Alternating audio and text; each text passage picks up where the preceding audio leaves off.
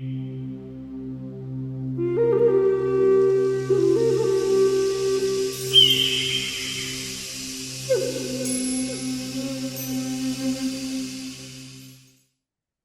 everyone and welcome to my channel.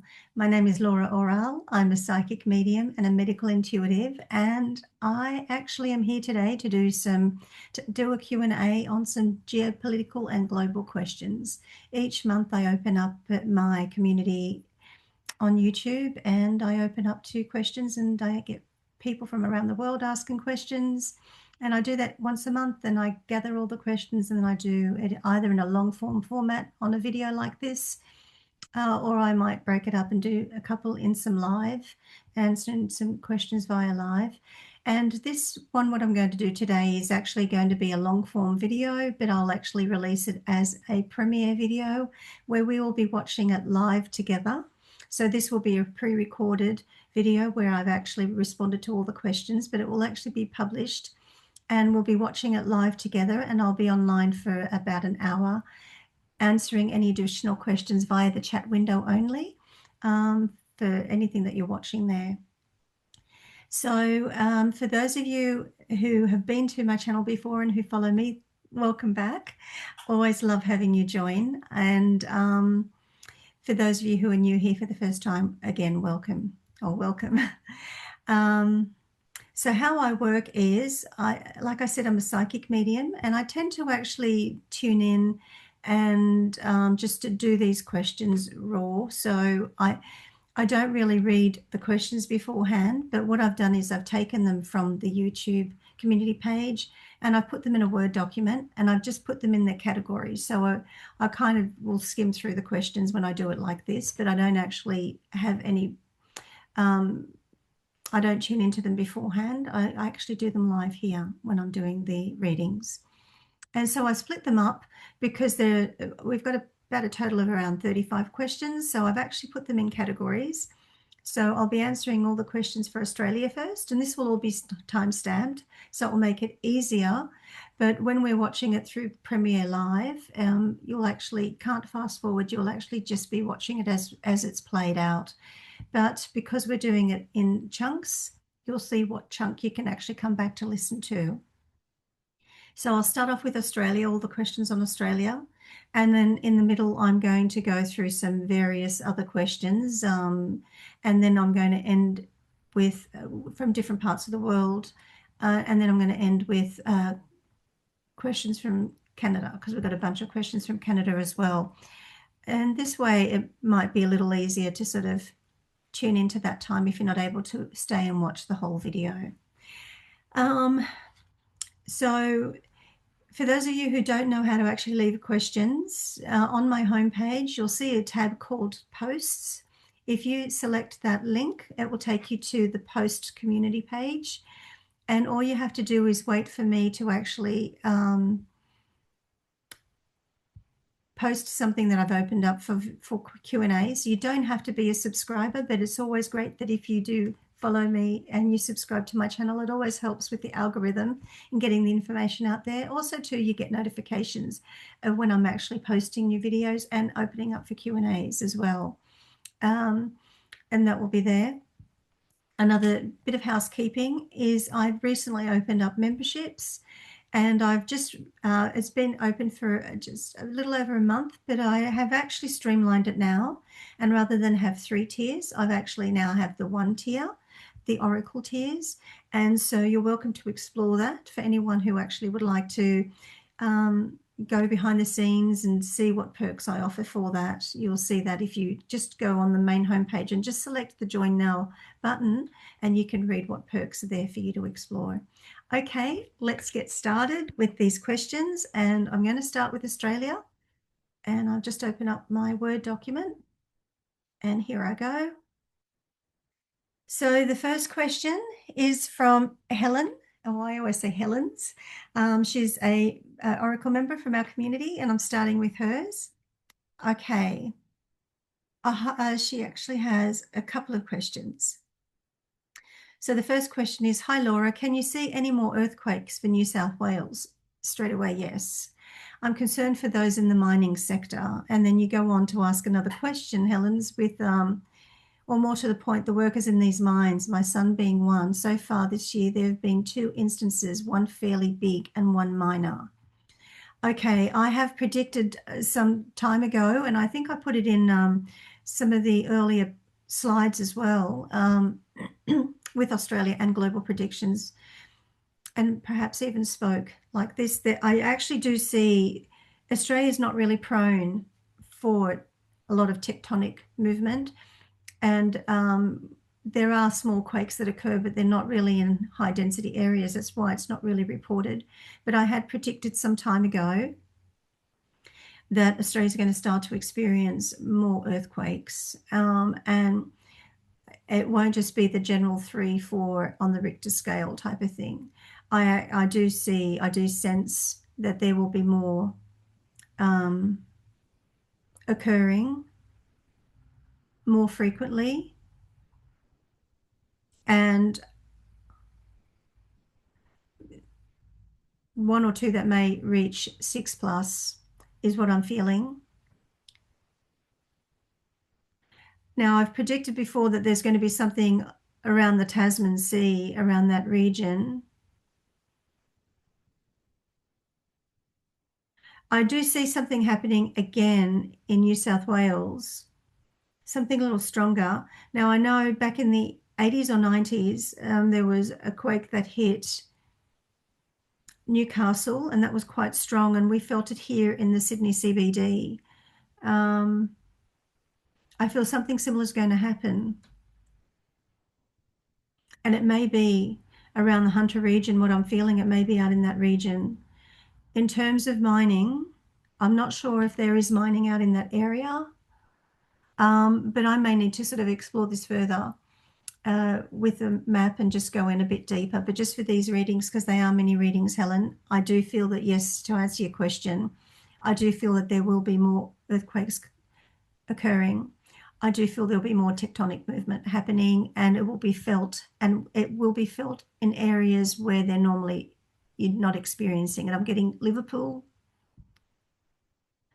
or in that region. So the Hunter and Liverpool in terms of New South Wales, but I think I might do something specific for Australia and open up a map and do it that way. Okay, I'll move on to the next question. This again still with Australia. This is with Kerry Ann. Hi Laura, will Pauline Hanson keep safe? I've been worried for a while, and will her good health continue with all the pressure she's under? I'll tell you what, to answer your question, I just got she's going to be fine. So for those of you who haven't followed me before, I'm not always looking at the green dot, looking at the camera. When I start to get the information through, I just don't use any tools. I'm pretty much just tuning in and channeling the information through. And so I'm very visual, very clairvoyant, but I also am very kinesthetic. So I get a lot of feelings. And so I do tend to, when I'm starting to get the visuals and the feelings and I'm hearing the messages, I'm always looking to my left. That's why I'm not always looking at the camera. So when I'm doing that, I'm actually just basically channeling information. In terms of Pauline Hanson, I feel, yes, she'll be safe. I feel she does get lots of death threats. I think she's also said that, Kerry. She does get death threats. I just got there may be a potential assassination attempt on her, to be honest. And I'm just getting in a crowded place, but she's going to be fine. Her health, I feel like she's strong as an ox. I feel she's strong. I feel she's got a strong heart, also a strong will, which is very, very good. Her stubborn nature actually will keep her healthy. Now, even though she may have said recently, Kerry, that she don't know whether she will go for the top job because she's getting older. I have said this a few times, and I'm actually feeling that I don't see her becoming Prime Minister before 2032, whether she'd want to wait that long. But I do feel there's somebody around her that maybe be a male around her in One Nation that may be primed to take on that leadership role. I feel she's actually ready for it if it were to happen now. If it were to delay till 2032, possibly not.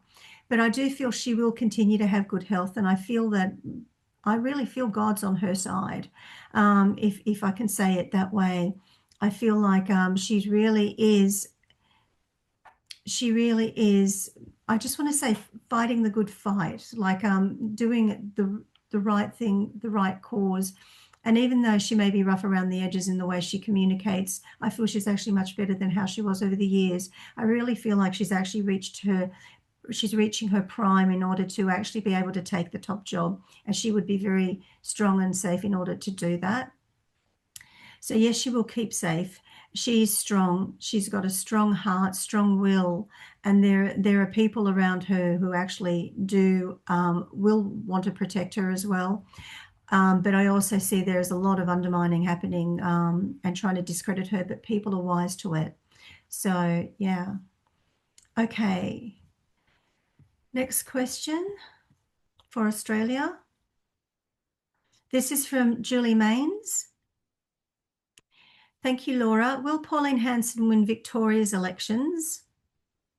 Astrology shows danger for Donald Trump or one of his family. There's serious planet alignment, a bit like Charlie Kirk's in one of the Trump's charts in the next few months ahead. Will they survive? Okay, let's start with Pauline Hanson.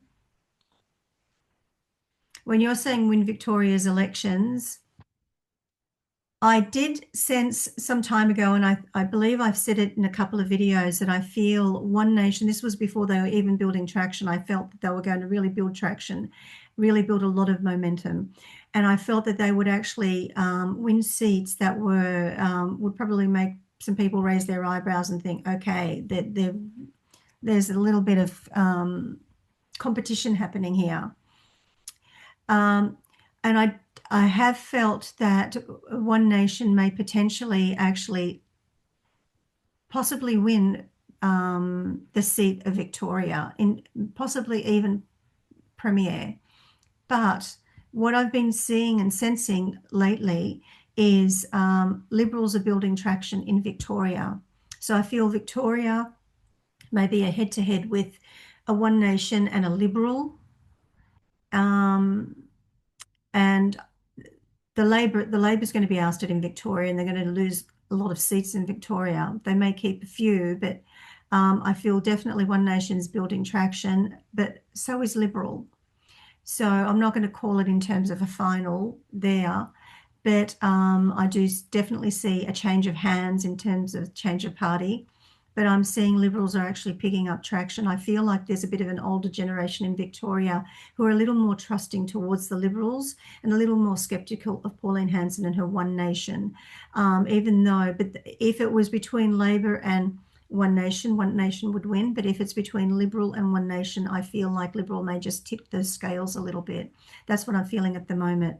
In terms of Donald Trump, I've made quite a few predictions on this, and I recently sensed that I've actually put it out on the USA predictions part 2, I think even part 1, and I'm working on a part 3 at the moment. I do see, in terms of Trump, and JD Vance and so forth, but in terms of the Trump family, I think that recently there was a plot towards Ivanka, and I feel that that's a growing concern. And I'm getting something about Barron. I feel there's potentially a growing plot against Barron Trump, almost like hit him where it will hurt type of thing.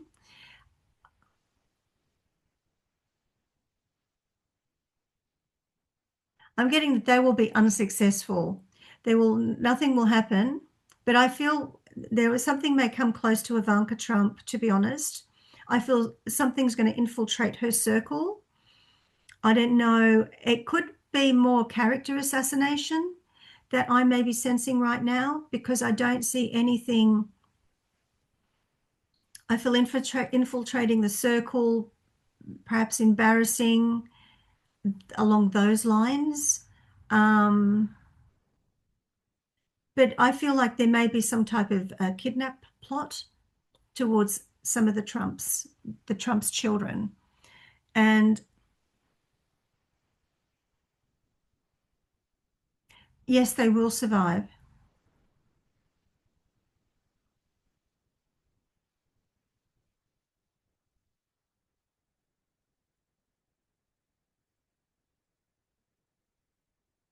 I'm not quite sure what I'm getting. I'm getting some mixed things here. I'm just going to be mindful on how I address this. The three people who are being highlighted to me right now is Don Jr., Ivanka Trump, and Barron Trump. They're the three that I feel they're going to need a little bit more protection around them. And so we can send prayers their way to keep the Trump and his family safe and his, yeah. But that's what I'm seeing. And I don't see anything fatal. But I see something infiltrating as well. So I feel there's going to be some kind of build on a character assassination. And I feel that that's around Ivanka Trump. Okay, hope that's answered your question. Shall we move on? Uh, this is from mackaylady. Blessings from Queensland, Australia. Do you see a change in government in Australia at the next elections? And will One Nation get into a position that will change for the better Australians? Also, will One Nation win in Victoria at the next election? So this is kind of like a continuation of the previous. So I do see One Nation winning a lot of seats in both the upper and lower houses. And I do see them building enough traction that, and I've said this many times, that they will, even if Labor were to get a nose in at the next election, One Nation would have built enough momentum and traction and won enough seats to basically redirect and control policy. I actually feel the danger with the current administration here in Australia at the moment is that what the power that they have at the moment and what they're trying to do. But because people are wise, there's this momentum building from One Nation. They're a bit cautious on how much they release too quickly on what their agenda and what they're wanting to do because they're getting backlash.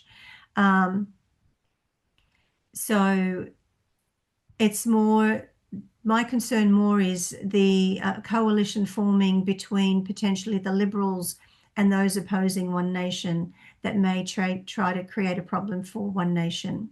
But I do see, yeah, like I mentioned before in Victoria, it's going to be, I feel like it's going to be between, at this moment, what I'm feeling between One Nation and Liberals. And definitely there will be, in terms of a change of government, I'm oscillating between this because I've sensed for some time that there may potentially get a nose in for Labor, but just recently I've been getting that there's going to be a change of hands as well federally. But I'm just going to reserve my predictions a bit further once I sort of delve into Australia a little bit deeper, and I'll be doing that soon. Next question for Australia. Okay, hi Laura. If Labor is removed in Australia, will the next government reverse the loss of the capital gains tax 50% discount and reinstate it? If it's One Nation, definitely. I feel if it's Liberals aren't going to win at the next election. Federally, Liberals aren't going to win at the next election federally. So it's either going to be Labor or One Nation that's going to win at the next election. If Liberal were to win, I'm hesitating a little bit that they would reverse a lot of the policies. I feel that they may scrape it through and may sort of be beholden to some of the Labor policies to actually keep them in power. So if Liberal were to win, I feel that they wouldn't reverse everything. I feel One Nation would probably be the only ones who will.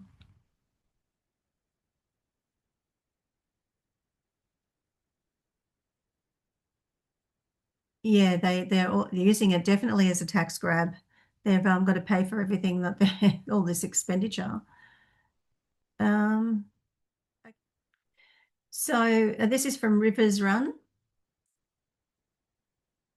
Hi, Laura. My question is about Western Australia. It has a large amount of desert. I'm wondering if climate change may make it more of a temperate climate and less desert. Um, Honestly, I'm feeling at the moment not. I don't feel this century, to be honest. No, if something were to happen, it will be more of a millennium rather than immediate decade or so. I feel that it's. I don't feel that we would get enough rain out there to actually change what's happening. And I know that there's talk about El Nino. Um, Perhaps I might look at this a little deeper, but just straight off the bat, I don't feel that this would be something to make it more temperate climate. I don't feel that this would be happening too soon in our lifetime anyway. Um, yeah. Okay, next question on Australia from Healing Moon. Digital currency rollout and Big Brother watching and taking over people's money. How far will it go in Oz? Also India, US. Okay. For Australia,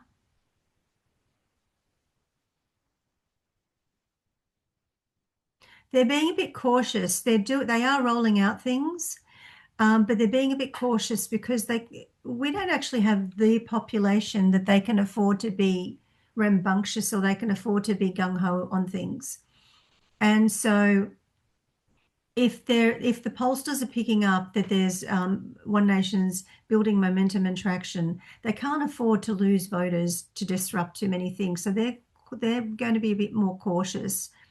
If they if they were to win, hypothetical, if they were to win another term and they were to win a majority in either both the lower and upper houses, they would roll this out very, very quickly. But based on what I was saying before, I don't feel it's likely to happen too quickly. I feel they're doing things subtly behind the scenes. And it's only when people are cottoning on and complaining that they're taking precautions. The digital currency rollout, I don't see us going totally digital at this stage. They would love to get in some kind of social credit system here to have us under control. And they're rushing some things through by fixing the wiring so they can actually try to. This is why they're sort of offering the capital gains tax advantages for newer properties because they're going to have new legislation that would be probably compel people to install solar panels and make it more electrical. But in order to do that, we need an increased electrical grid. And they're needing to take the taxes from somewhere. And so they're kind of causing a little bit of a shambles for themselves. But they're pushing through more with the climate agenda. I feel the digital currency side of things is going to be more of a slow progression of what they can sneak in through policies such as under 16 social media bans and so forth. But in terms of rolling out digital currency and Big Brother watching, that's going to be more subtle. They're really, I'm feeling they're really they're trying to push as much as they can the green agenda in terms of installing the infrastructure on EV and windmills and solar panels. That's really where their focus is at this point, is what I'm feeling. In terms of India and the US, well, from the perspective of the US, I feel that the current administration is actually opposed to Big Brother watching in terms of making everything. I feel like they're wanting to protect the rights of the citizens in terms of freedom of speech and so forth. I don't feel they're going to be tightening the reins on that. I feel they're going to be tightening the reins on immigration and who comes into the country and those other things that they've been looking at about birthright citizenship and so forth. That's where their focus is going to be. In terms of digital currency, I feel that they're not going to actually, in the US, I don't feel that they're going to actually go full out. And it's going to be, I've said this a few times, I feel like it's going to be more of a hybrid. I don't see cash currency leaving them or them shifting the fiat currency either. And in terms of India, I feel it may actually be more inclined to happen in India than it will US and Australia, probably sooner.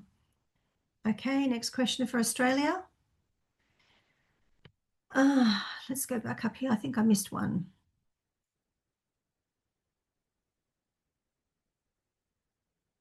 There was a question up here. Okay, Rosanna. Oh, Rosanna. Okay. Is it going to be a water shortage in Australia?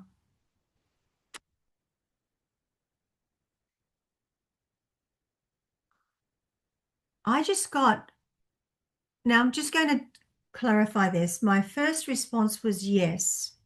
And it's going to be more fresh water rather than water per se. And the reason why I'm actually creating something like some slides on AI.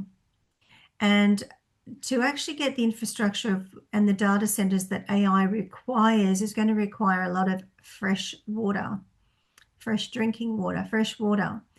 And so, but we have desalination plants as well, at least here in New South Wales. So I don't feel that there'll be a water shortage per se because they've got the infrastructure in place to be able to use the desalination plants in order to get that to happen. But there will be an issue if electrically they can't sustain doing these things because these things require a lot of power. These grids require a lot of power. But in terms of water shortages, it's going to be fresh water and more in regions where they're more prone to be more drought driven. There may actually be some issues as well. But the infrastructure, what they're going to need for AI and the data centers is going to be a hell of a lot of water. So, and I don't feel it's just for Australia. I feel it's, yeah, I feel it might be a global thing that there's going to have to be things put in place to be able to manage the amount, the pace that AI is developing and the amount of water that's going to be needed to actually facilitate and sustain the need to basically devour all of this energy to run this because these data centers, they're going to need more land, they're going to need more water. And this, now stay tuned because I am creating something on AI and it actually talks about the land rights, them needing to expand on land and water required for AI. And I feel that this is me linking the dots. Okay, next question for Australia.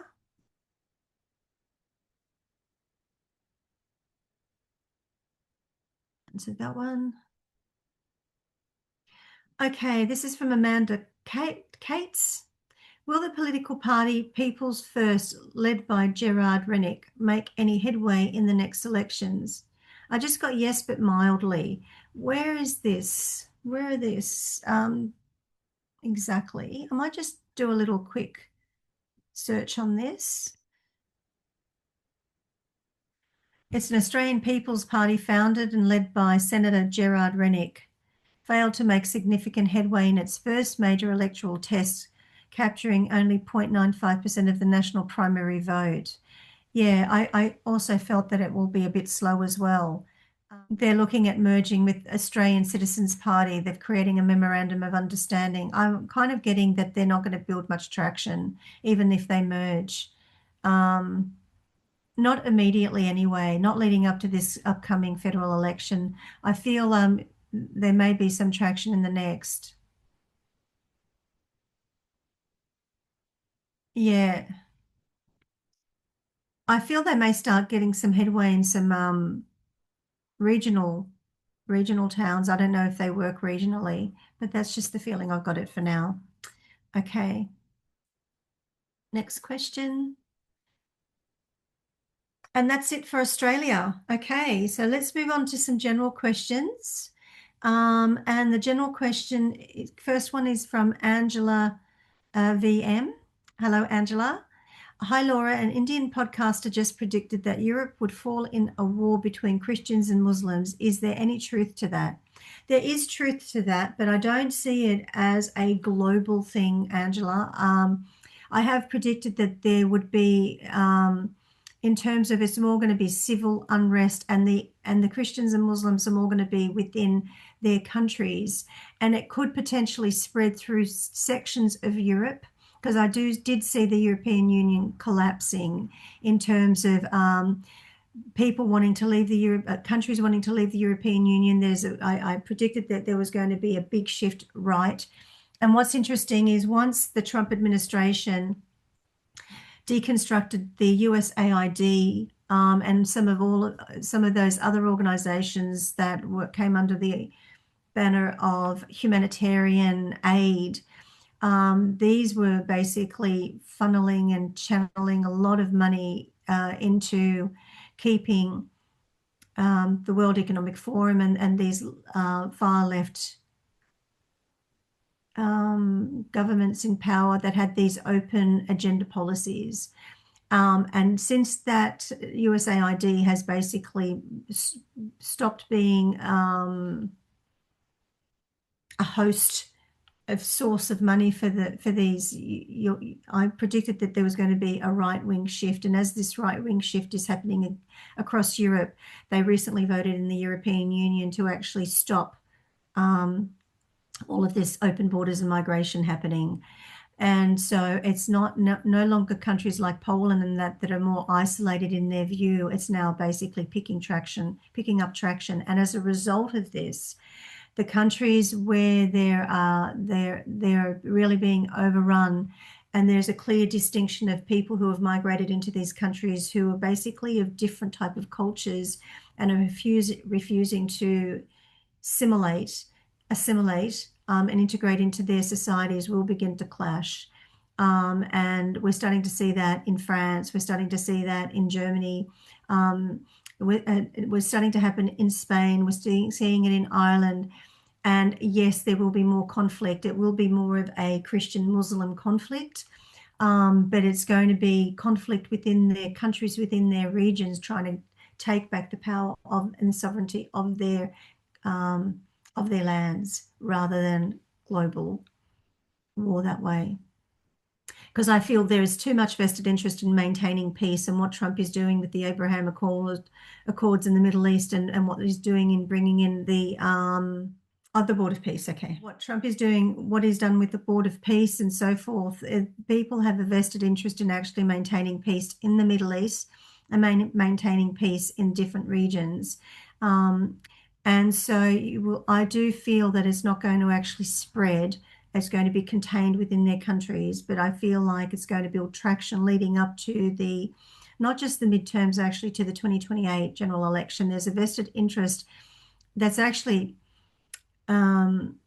being led by the current Carney administration in the United Kingdom and France, that they're undermining what's happening in the US in terms of the Trump administration and the policies that they're wanting to actually roll out. And they're going to do everything in their power to destabilize, for Trump to lose at the next election and for them to lose at the midterms. I do believe that they will be unsuccessful. And they are losing more power and traction in doing that. But they are always looking for more innovative ways and actually trying to counter Trump and his administration. Okay, next question for Global. Miss G. Hello, Laura. Will Keir Starmer ever be taken to task legally for what he has done to the UK? In terms of having to stand before some kind of legal hearing, I don't know if I could say congressional hearing or parliamentary hearing, I don't see that happening. I've said this before, and I feel he's going to almost be shamed into existence, but I feel also he's jockeying for a position. He's jockeying for a position somewhere else, and it could be somewhere to do with either the NATO, the European Union, or something like that. He's jockeying for a position. I feel like he's going to be seen as a little toxic and poison. There may be some people who will want him there, but I feel like he's almost going to be shamed into out of existence in the political arena. I feel he's going to try to kind of keep himself there, but they're losing their traction, they're losing their power. in terms of their influence, global influence. And so whatever he's jockeying for, he's not going to be successful, and he's going to become a very dim light, and he's going to actually become, the name will be more linked to shame. And he'll be discredited more rather than appear somewhere where he's having to actually be held accountable. His being held accountable will be his reputation down in history. Okay. Next question from CelticSeer. When will the destructive EU Commission department, who are predominantly unelected European bureaucrats, be curbed or have their powers significantly reduced? Time frame. Okay. It's already happening, CelticSeer. With the recent, have a look at what's happening with Europe and European Union. The recent, they unanimously passed policy where they're actually shutting down these open borders. And I believe they're now looking at sending the migrants back as well. And there is a right wing shift happening, and I would say center to right wing, shifting to the right, to center to right, moving away from the socialist communist ideology that they were trying to roll out along with the World Economic Forum and along with the Paris Accord and the Green New Deal. Macron's going to be gone, ousted. Spain's almost going to go into some sort of civil war between their locals, and that may be more of a Christian-Muslim war. Germany is actually wised up. Germany's going to be focused on technology, and Germany is going to be really cracking down a lot on these migrants and migrant crime. They're really starting to take hold of what's happening there. Ireland, I see more violence happening, more aggression and violence happening, and there's going to be almost like fighting there that I see happening there. But as this is happening, it's almost going to be a purging. And as this purging is happening, I feel it's going to be happening from now up until 2032.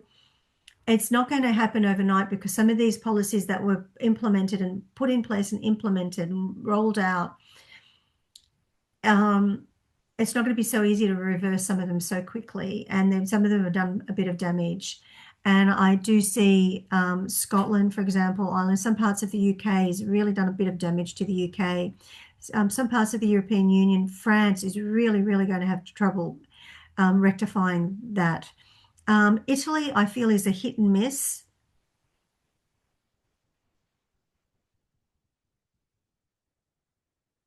I'm just getting something about Turkey. I don't know. I won't, because Turkey's not part of the European Union, so I won't take it down there.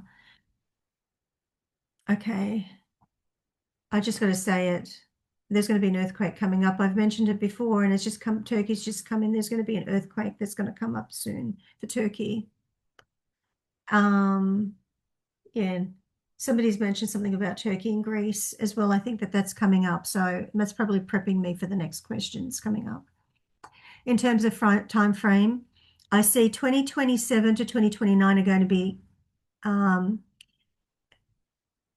from now to 2032, especially 2027 to 2029 are going to be very, I feel there's going to be precarious times. Their powers will be curbed. They've already begun to be curbed. They are unelected bureaucrats, and I did predict that Ursula will be ousted, but because she was just re-elected. But the person they're going to select, I feel like it's going to be a male. It's not going to be much better.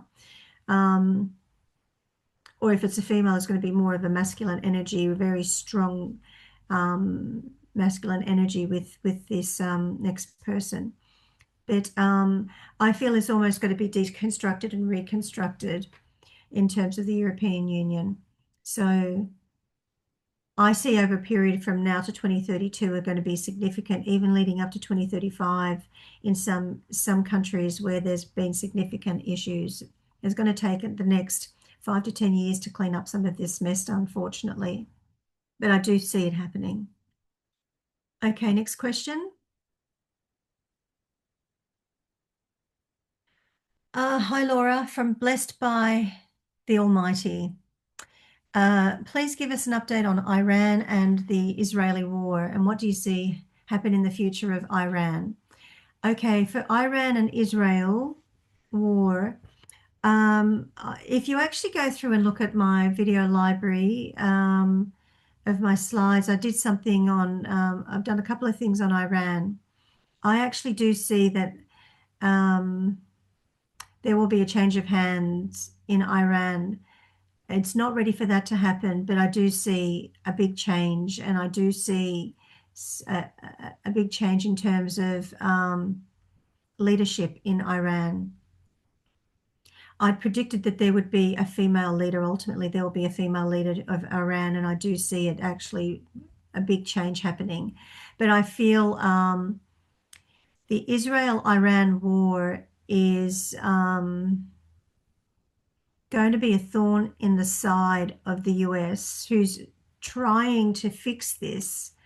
And I feel Israel, and there are other parties who are trying to keep the war going, and or also keep it, undermine the peace talks and that are happening. It's not coming directly from Iran. It's coming from people who are supporting it. And people who are agitating it and needing the war to continue for a number of reasons. They need to keep the actual region destabilized. They need to keep it under control in a different way. And they need to actually oust Trump. So anything they can do to actually create an issue for the Trump administration as leading up to the midterms and leading up to the federal election, they're going to do everything in their power. So I see destabilization up and down. There will always be some kind of it's not going to be a full out, although I did see boots on the ground happening at one stage, and I feel that I do see a change over in the next 6 months happening there. But I also see there's going to be some boots on the ground, and the boots on the ground, I don't know if they're going to be peacekeepers or they're going to take over infrastructure. But I do see boots on the ground happening there in Iran, and the shift will be happening. But I see there's going to be a back and forth with it, but I actually feel there's going to be peace there in the region a little bit sooner than people actually expect, or people are hoping for. People are wanting for it to continue. Okay, next question from Karen. Laura, okay, it's a comment. I'm a supporter, cannot afford membership, but I'm praying that you have over the top members coming your way. Thank you, Karen, for the thoughts. Thank you. Okay, this is from meskisistas. Okay, the CERN shutdown. What did they close? Why did they close it for 4 years after the latest solar storm? Is this current global heat a result of HAARP to create drought and famine? Okay, there's two folds to your question. HAARP is High Frequency Active Auroral Research Program, is a high-powered, high-frequency transmitter located in Alaska, designed to study the uppermost layer of the Earth's atmosphere known as the ionosphere. Okay. And CERN they've created these large hadron colliders, and they're basically where they're testing the collision of atoms and trying to almost recreate the speed of light inside these colliders. So I'm actually doing a slide on this. I've actually gone extensive in this. To answer your question, just stay tuned in terms of what I'm actually putting out. But the CERN shutdown, in terms of the shutdown, they had reported that it's due to maintenance. I'm in my investigation and my intuitive research as well, because I investigate something, then I kind of get an intuitive feeling to it, and I'm putting together this slide. It's actually got more to do with the high frequencies that are coming through, that they call, that it comes through so fast that it's almost a whisper, that they're not able to actually hear it because of the solar release, the solar flares that are happening, that are actually happening a lot at the moment, that are drowning out this big hum that's happening at the moment, that's drowning out, and they're not able to actually hear these little whispers going on. Now, stay tuned for this upcoming video on this. I'll actually be going into it much deeper. There'll just be one video on this alone. Thanks for the question. Okay, next question from JoyfulFig. Hi, Laura.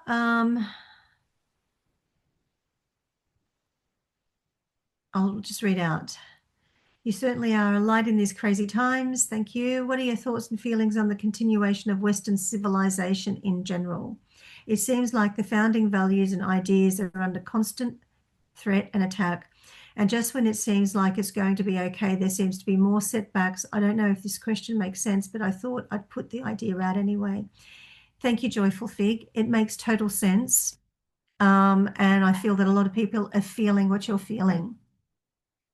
There is a big push in actually deconstructing our Western civilization, probably from the perspective in terms of Christianity and wanting to usher in.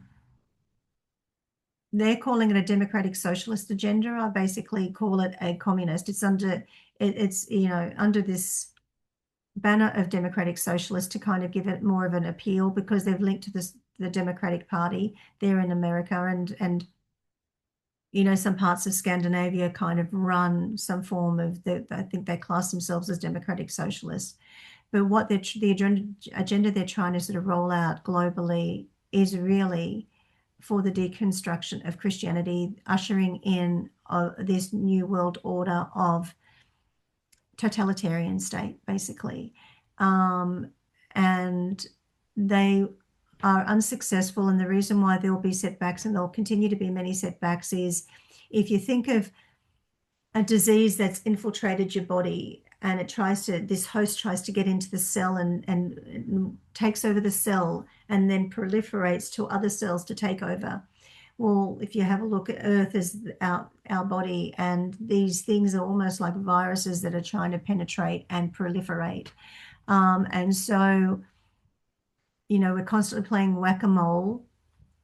The heads pop up, we whack them down, heads pop up, whack them down. The more people that actually become aware and help with whacking them down, the more momentum we build, and the scales will tip more to the side of global peace and stopping this rollout of global totalitarian state. Basically, one world government, communist government, total totalitarian control.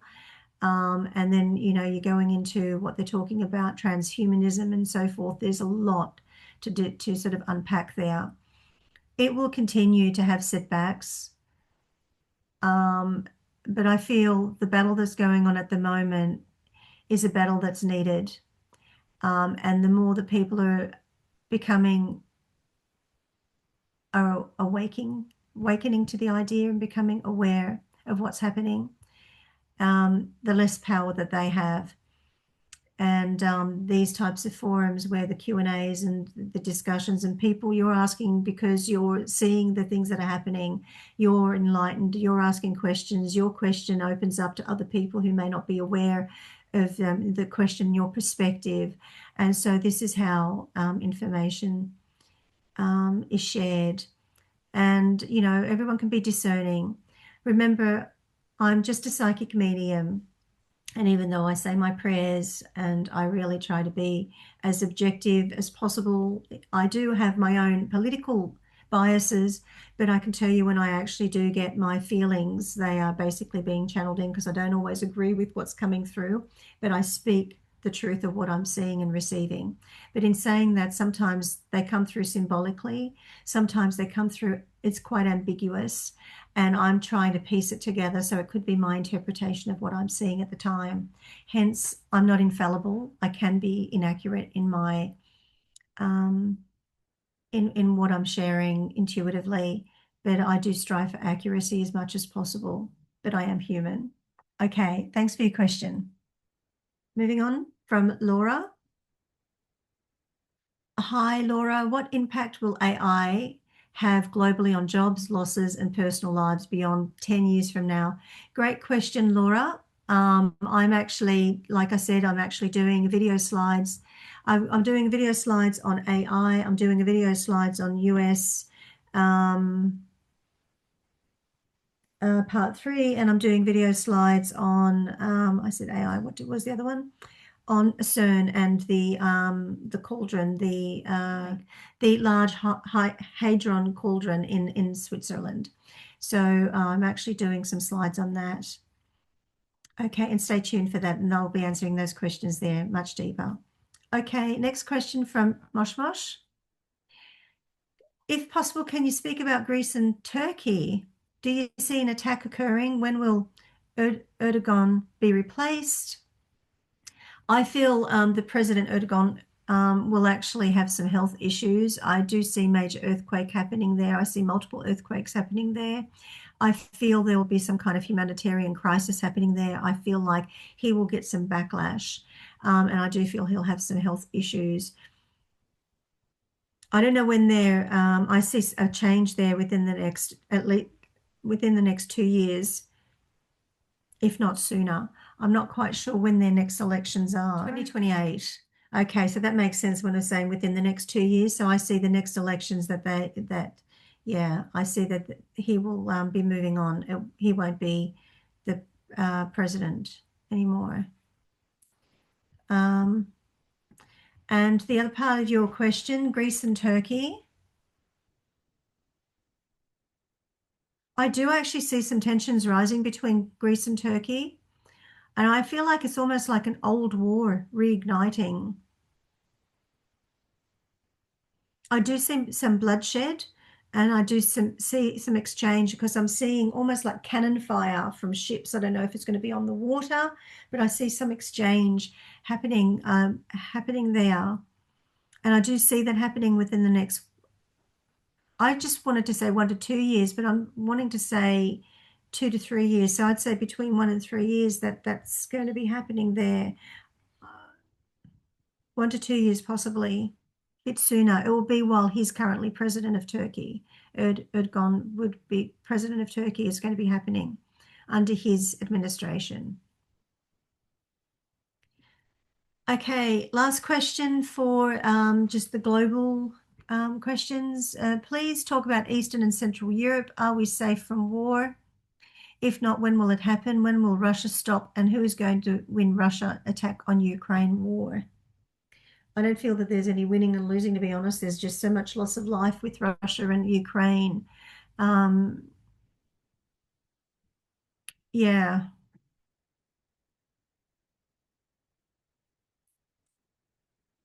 I see tensions there. It could potentially go for the next 5 years, tensions there with Russia and Ukraine, on and off. I see on and off.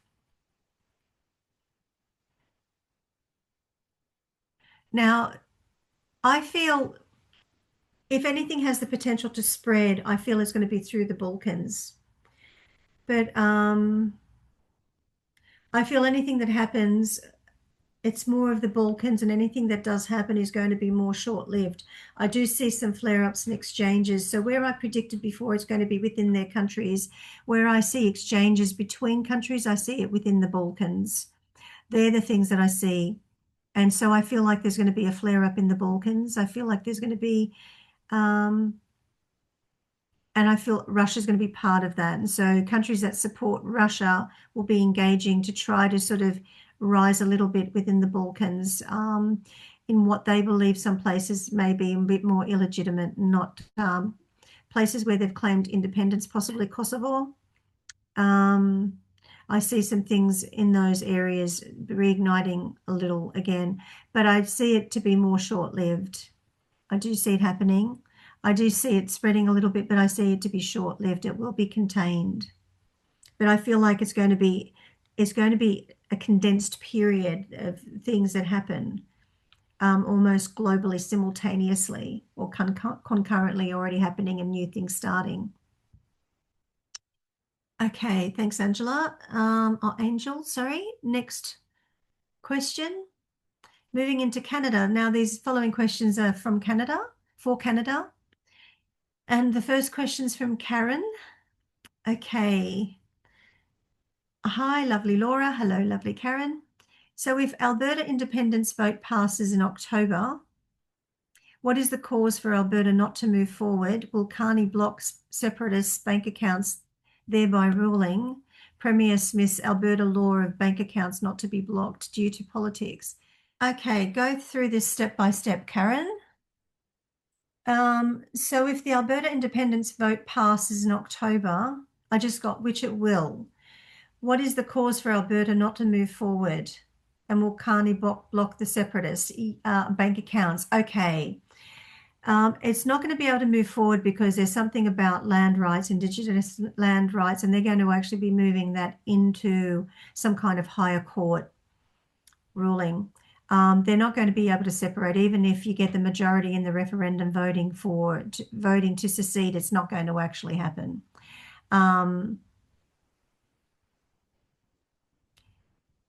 It's not going to happen because there's going to be this battle in the higher courts that's going to happen. In terms of Carney blocking separatist bank accounts, therefore overruling Premier Smith's Alberta law of bank accounts not to be blocked, I'm getting Carney's going to be a bit cautious doing what Trudeau had done with the truck drivers protests around COVID. He got a lot of backlash, and Carney can't afford to get too much backlash because they don't have a lot of strength, and they're not going to be a lot of people supporting him. So they may attempt to do something, but they'll be unsuccessful, and they will get a lot of backlash. And he's already losing power, losing traction, losing momentum. So they're not going to be able to push something unless they can kind of get people to support it. And I feel this is one area.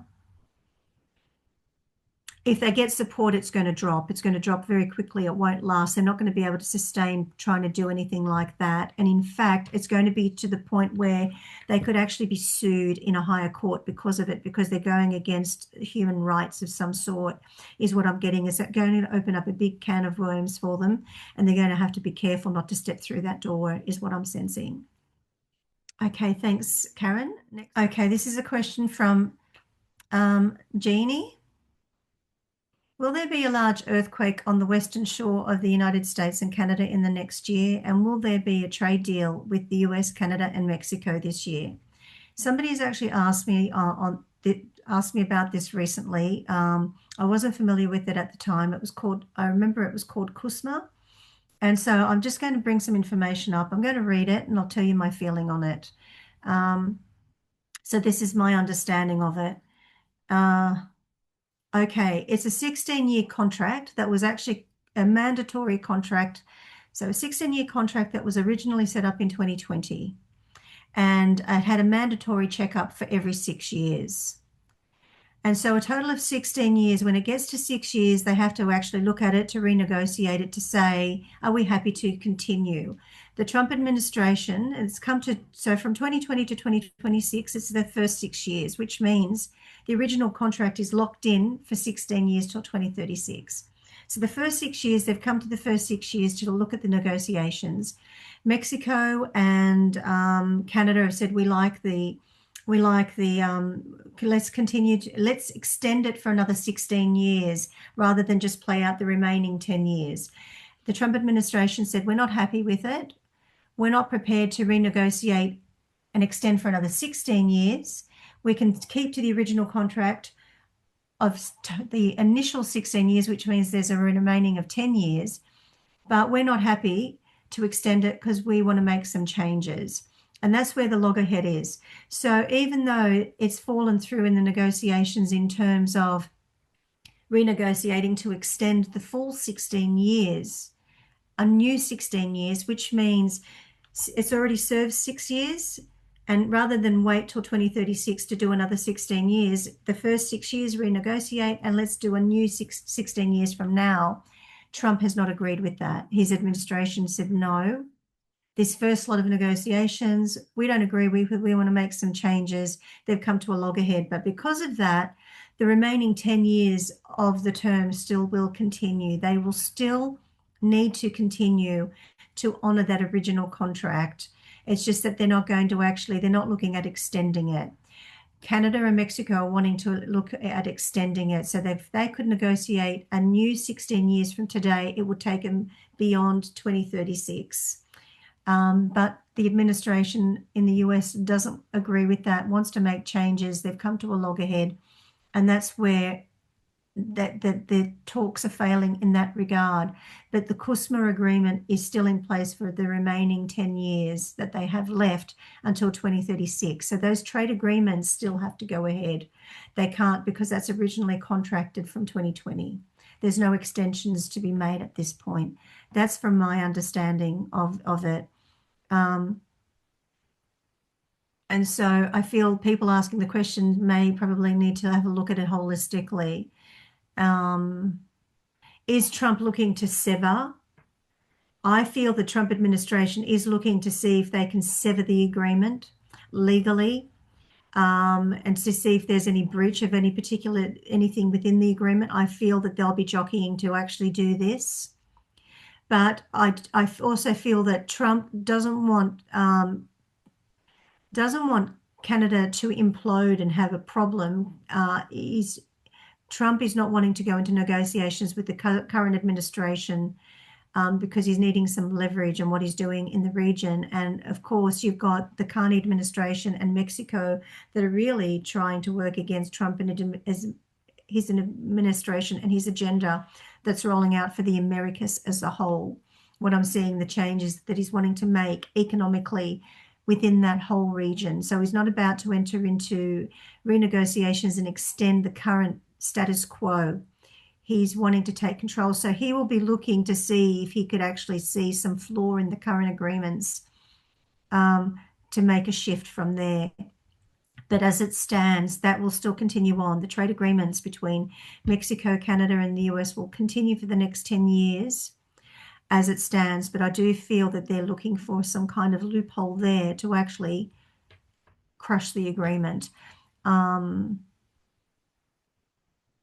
getting that they may be a little unsuccessful because I feel like, obviously it's binding, but he's trying to look for some more leverage in the region, and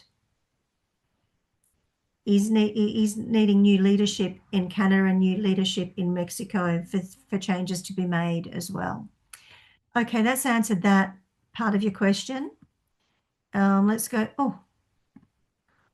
back to, where's that? The first part of your question, will there be a large earthquake on the western shores of US and Canada? Yes, there will. I have sensed this for some time. I see a fracture. My symbolism for earthquake, I see a fracture moving up. I feel Alaska will be affected.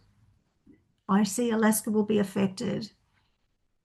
I feel California will definitely be affected. I'm seeing San Francisco will have an issue. Toronto's on the west coast. I see Toronto. I see a little bit more inland. I do see that there will be, and I'm getting there will be multiple events that will actually happen that will be affected, not simultaneously, but multiple events. Some more stronger than others, but in that region of Alaska, the US West Coast leading into Alaska and moving into the west coast of Canada, I see that there will be multiple events happening there. Yeah. Okay. Moving on to the next question from P.S. O'Neill. Hello, Peggy. Got your name right this time, although I liked the Italian feel to it, Pisanelli. Okay. So Peggy, a question for Canada. Carney has been avoiding making Canada a US-Mexico free trade agreement, of course, with Trump. Canadian manufacturers are suffering on the brink of collapse with tens of thousands of jobs at stake.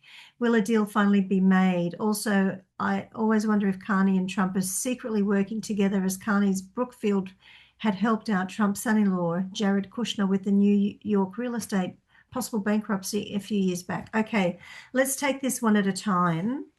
Going back to what I said to the previous question by Jeannie. The CUSMA deal is not being halted and stalled by Carney. It's actually being halted and stalled by the Trump administration. Trump is not happy. So the original negotiations started in 2020 for a 16-year period contract to end in 2036. After 6 years, they come up with a renegotiation. Do they actually extend it further for another 16 years, or just do they play it out for the remaining 10 years? So Canada and Mexico have actually agreed with the existing setup, the existing contracts. It's US who is actually not happy with the contract, and it's the US who is actually not agreeing with renegotiating a new 16 years. So the current 10-year cycle still needs to play out. From 20 to 26, that's the first 6 years. You've got the remaining 6 years. That's going to be under the existing trade agreements. Nothing's changing there. But I do sense that Trump will be looking for flaws in this existing contract because he's wanting to change what's happening in that whole geographic region, the Americas. And while Carney is rebutting what Trump's wanting and aligning himself with Mexico in that regard. So that's to answer that question. Now, Khan is he secretly working with President Trump? He's secretly working against President Trump. He's secretly looking at ways to oust Trump, undermine Trump, and do everything he possibly can. And whatever he may have done with Trump earlier with his son-in-law, I feel it doesn't play anything here at all. I feel Carney is very aligned with rollout for this global push of this World Economic Forum push that was going out globally. He's very aligned with the UK. He's very aligned with the other Commonwealth countries. They're wanting to oust Trump and Trump's influence and rising influence. So I don't see him playing both sides of the fence when it comes to Trump's personal matters with his family and trying to undermine him where he could basically humiliate him out of and oust him from president and make him humiliate him moving forward. So I don't see that there's any secret alliance between Carney. In fact, Carney has the secret alliance to actually undermine Trump and has a vested interest in keeping the war in Iran going and so forth, and keeping the war between Russia and Ukraine happening. Carney and the other Commonwealth, UK and France, have basically the ones I feel are undermining this. So next question. Very bold statements I'm making, but they're my feelings. This is next question is from Linda Mitchell. Hi Laura, when King Charles came to Canada, did he sign the necessary papers to make Canada a state of the United States? If this is the case, when would it be revealed to Canadians? And thank you as always. Okay, Linda, King Charles visited Canada in 2025. President Trump was president at the time, as he is the current president. I don't see that Charles would be signing any paperwork to actually be making Canada a vassal state to the USA. Canada is part of the Commonwealth. As weak as the Commonwealth is becoming, they're still part of the Commonwealth. And Canada, Australia, New Zealand, the UK are actually working against Trump. They're not looking to secede Canada to join the US. If this is an agenda that Trump's been pushing, which he's stated a few times, I don't see that Charles would have been signing any agreement. I don't feel that Charles would actually have the power to do that, to be honest. Even though he's head of state, he's more of a figurehead. Although he can dissolve parliament, he's more of a figurehead. He would be sent on a mission to do that, but it would be more than him just going to sign some paperwork. And I actually feel it would have to be done something under a referendum. There would be no way that this could actually occur. There would have to be a referendum to make Canada independent from the Commonwealth and take it from there. I don't feel they can just come in and actually secede and take over North America, Canada, and form the United States, part of the United States. I feel it's impossible. Secondly, they are really looking at undermining Trump and the administration, and they've formed an alliance to actually try to undermine Trump and counter Trump in everything that he's doing. So I don't feel that that's likely to happen. Okay, next question. From Karen. Hi, Laura. Is Canada going to be bankrupt with the liberal ideologies playing out? Is there hope for the middle class in Canada? Laura, we are all struggling with inflation and taxes. Is this New World Order's plan to tax us to own nothing, have nothing? Thank you, Laura. I know that I've asked 3 questions. Okay, I'll answer all 3, Karen. Thank you. Okay, let's start with, let's work in reverse. Okay.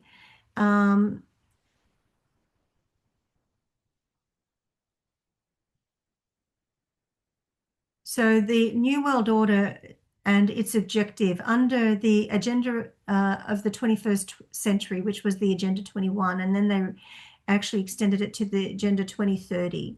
And its objective was to have equity and diversity across the world, but really they are terms to make us become familiar with really getting us comfortable with the idea of shutdowns with COVID, lockdowns, getting us to rely more heavily on government handouts, and eventually owning nothing is more what communists are actually wanting. You basically, the government becomes your mother, father, brother, and sister. You don't believe in religion, you just put faith totally in government. This agenda was being rolled out. This agenda is being currently thwarted. A lot of people are globally waking up to this. And there is a shift now happening from this left-leaning with what's happening with the open borders. They are now starting to close. They're trying to return the immigrants back to their countries. New governments are coming into play. The power that they had is being lost, but they're still working at doing it. But and they can only do it through disruption and chaos and anarchy. And that's what you're going to see unfold from now up until 2032. I'm getting in some places even till 2035 where they've really got a strong stranglehold. Now, in saying that, something floating past me. Now, in saying that, the objective is to wipe out the middle class. When you want a real polarity in classes, you want basically the elites, and you want basically everyone being one class and being no class. And it's basically the middle class who really build a country and an economy, and the small business that keep the economy and that going. So if you can take that away, communism doesn't work. And if you take that away, money's got to come from somewhere, and you can only tax the rich to a certain point. And after a while, you run out of money, and all you get is, shutting down of defunding the police, shutting down prisons, everything government owned. Eventually is going to be chaos in the street, high crime. The dollar, it will probably be $500 to buy a loaf of bread. It just doesn't work, and there'll be starvation, and that's how you actually get depopulation. People have wised up to it. It's not going to happen. It's already starting to lose its grip greatly. That's why they were doing everything they possibly could. They don't realize, people really hate Trump and they go on hating Trump, but they don't realize that Trump and his administration really are the gatekeepers too. And people may not agree. I may lose subscribers and members, and that's fine. But I really believe that Trump is the gatekeeper to Western civilization and democracy. And that's why they were trying to do everything in their power to basically character assassinate him, bankrupt him, and basically assassinate him. And it hasn't worked. People are waking up. It is building traction, but you're looking at something that's been in place for a long, long time, and it's being deconstructed. And this new world order that is being created is now starting to take hold. It's grown.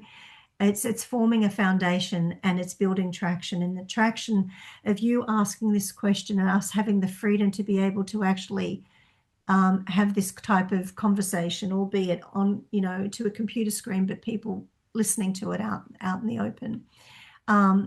This is and more voices like ours are stepping forward and asking questions and giving their intuitive feelings. The more people that waken to the idea, the less power that they have. They need to keep us against each other. They need to deconstruct the nuclear family. They need to keep us from stopping to have something of faith, of something greater than ourselves, more divine than ourselves, and only put faith in, and have fear in the one government that controls us. And they are losing traction in doing that. So you've got to have not only hope, but you need to have faith. You can't give up that faith. Collectively, we need to have faith, because collectively we are very powerful, and we must keep that faith. And so they're not going to bankrupt the country because they want to stay in power. And in order to stay in power, they can't make it crazy while they're leading up to an election. And they're going to lose at the next election, because people like that, too many people are rising and awakening to keep somebody and people and administrations like that in power. So keep on having the faith. We keep on speaking our truth. Keep on sharing our concerns, but maybe a message of hope and peace and faith, and believing in there is something, we are standing on the right side of history, and there is something greater. Now, I know a lot of people may not agree to this, but I feel it needs to be shared from what I'm actually feeling needs to be shared as well. Okay, so thank you for your question, and thank you for being a loyal follower. Okay, next question from Caroline. Thank you, Caroline. Caroline Finlay is the new British Columbian Conservative leader. Our current Premier, David Eby, is dropping in the polls.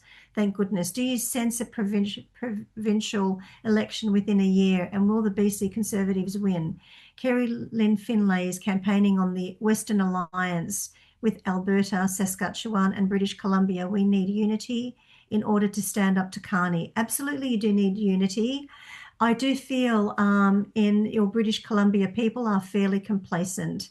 So I actually had done a slide presentation for Canada, and I recall, okay, British Columbia, the elections, next election is the 21st of October, 2028. The last election was held in 2024. Resulted on BC New Democratic Party forming majority government, current Premier David Eby. Let me just see what I predicted back.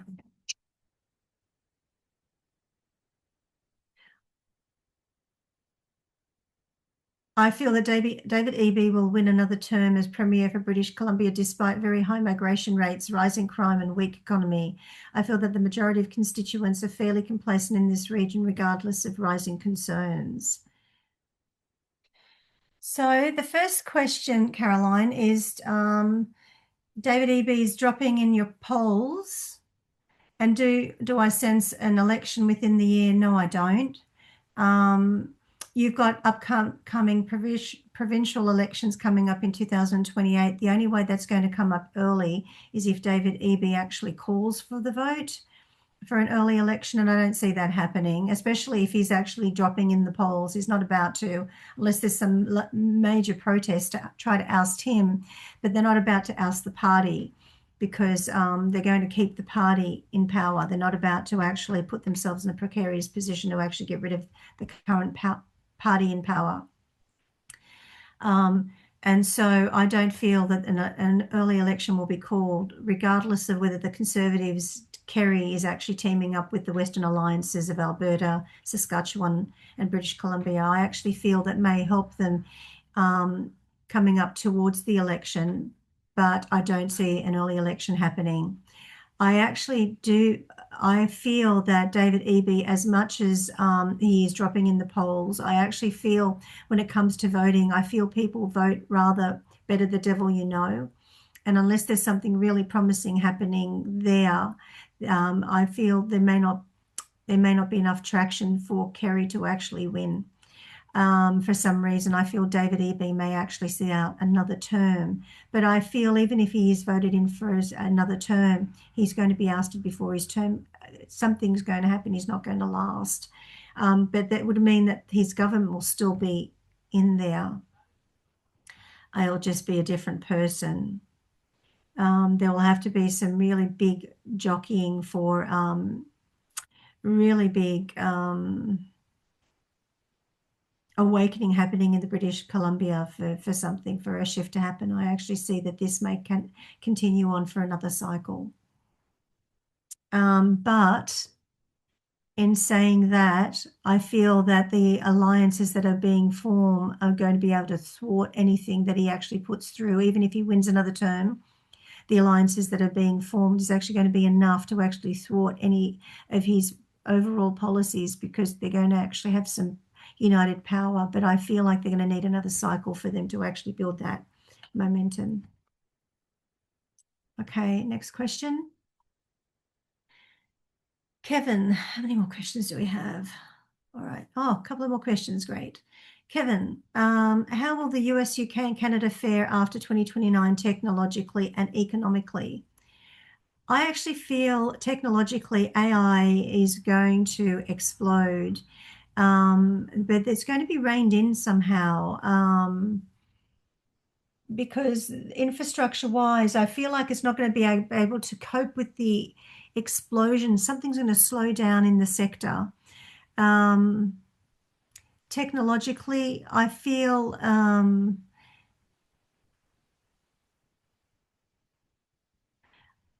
economically it's going to do well, but I feel 2029 actually is going to be a year that there may be some economic losses globally. There may be some drops, some big dips, or if there's possibly a crash of some sort, I see 2029 happening now, unless I'm tuning into 2029, 1929.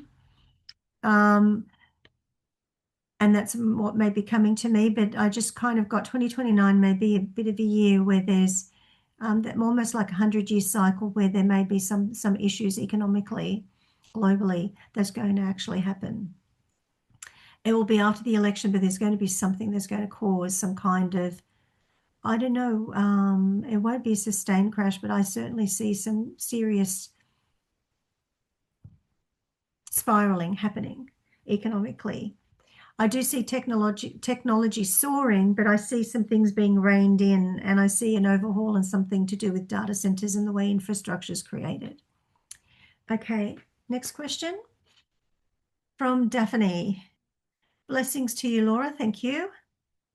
You're from Alberta, and the question, has something happened to our Premier Danielle Smith for her start to drag her feet and muddy the waters when it comes to the vote for independence? She's acting like a turncoat. I don't actually feel she's being a turncoat, to be honest. I actually feel there's something that's stopping this from happening. Even if you were to get a referendum and win it by a landslide, I feel that there's something that's happening in relation to land rights that's going to be rising and coming up, and there's going to be some kind of court battle, and she knows it. And it's not that she's actually changing her mind.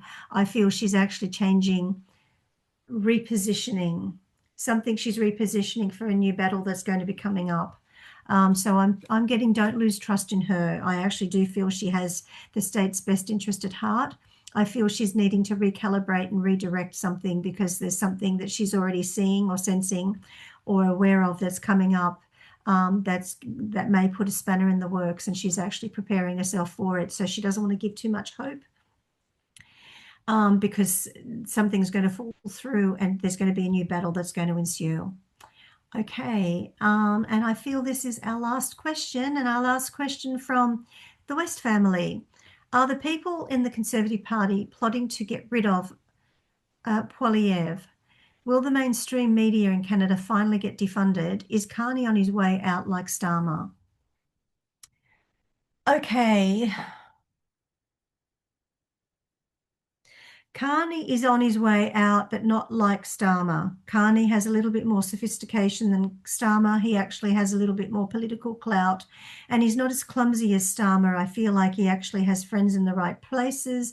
Starmer, I feel it was just a pawn, and he wasn't very eloquent in how he actually was meant to deliver the agenda. I feel Carney is much more calculating, has many more friends in higher places, much more powerful, and is probably one of the masterminds behind these agendas that are being rolled out. So I feel Carney is probably more sophisticated. He's not going to have a downfall like karma, and like Keir Starmer, sorry, although there is karma involved, but he will have some form of leaving, ousting, and I feel it may be under the guise of illness. He's the best person to keep there because he's the most calculating, and he's always coming up with new ideas on how to actually rebut and counter the Trump administration and trying to re-implement. They're actually getting desperate, and he's going to pull out before anything backfires on him. He wants to stay a bit sophisticated there. But in saying that, there will actually be some, I'm getting the word comeuppance. There will actually be some kind of political, what's the word? I can't think of the word right now. Political accountability, and he will be involved in some of that. Political accountability, it will actually be directed towards him. He will actually be held to account on some things, but he's going to try to get himself out before they continue to fail. And he's reading the tea leaves quite well. And don't be surprised if he pulls out due to illness. And so he wants to remain a little untouchable. But I feel there will be some kind of political backlash that his name will be involved in, not directly to him, but will be involved in. But I feel the person who's going to get dirty the most will actually be Trudeau, and Starmer, most definitely. In terms of the mainstream media being defunded, not until a new administration's in, and there's going to be an overhaul in doing that. And I feel the overhaul is going to come from the US because they're going to be looking at what do you call that?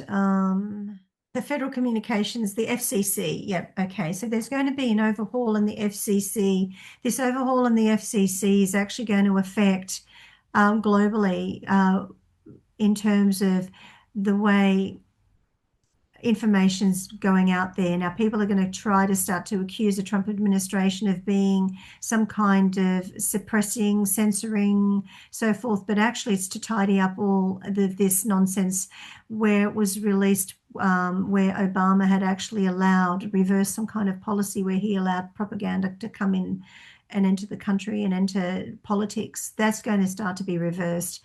It's going to happen globally. They will start to shut that down. And so